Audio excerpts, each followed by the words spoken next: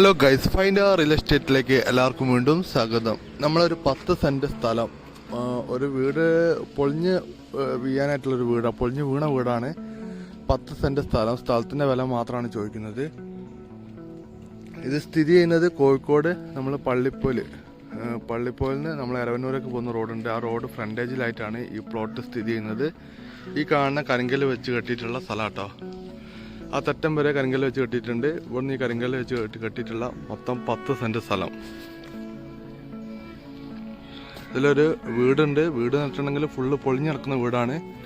അത്യാവശ്യം നല്ല തെങ്ങും മരങ്ങളൊക്കെ ഉള്ള നല്ലൊരു അടിപൊളി പറമ്പാണ്.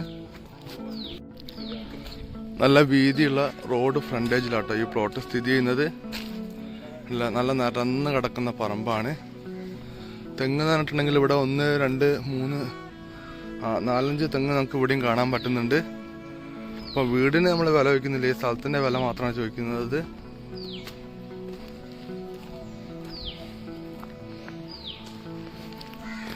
ഈ രീതിയിലാണ് സ്ഥലം കിടക്കുന്നത് കേട്ടോ. തെങ്ങൊക്കെ അത്യാവശ്യം നല്ല തെങ്ങാണ്.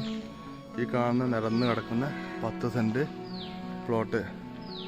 ഈ സ്ഥലത്തിന് മൊത്തത്തിൽ വില വയ്ക്കുന്നത് 25 ലക്ഷം രൂപ കേട്ടോ ചോദിക്കുന്നത്. മൊത്തത്തിൽ 10 സെൻറ്റ് സ്ഥലത്തിന് 25 ലക്ഷം രൂപയാണ് ചോദിക്കുന്നത്. ചെറിയ തോതിൽ പ്രൈസ് നെഗോഷ്യബിൾ ആട്ടോ. കോഴിക്കോട് പള്ളിപ്പോല് എരവന്നൂർ റോഡ് ഫ്രണ്ടേജിൽ കേട്ടോ.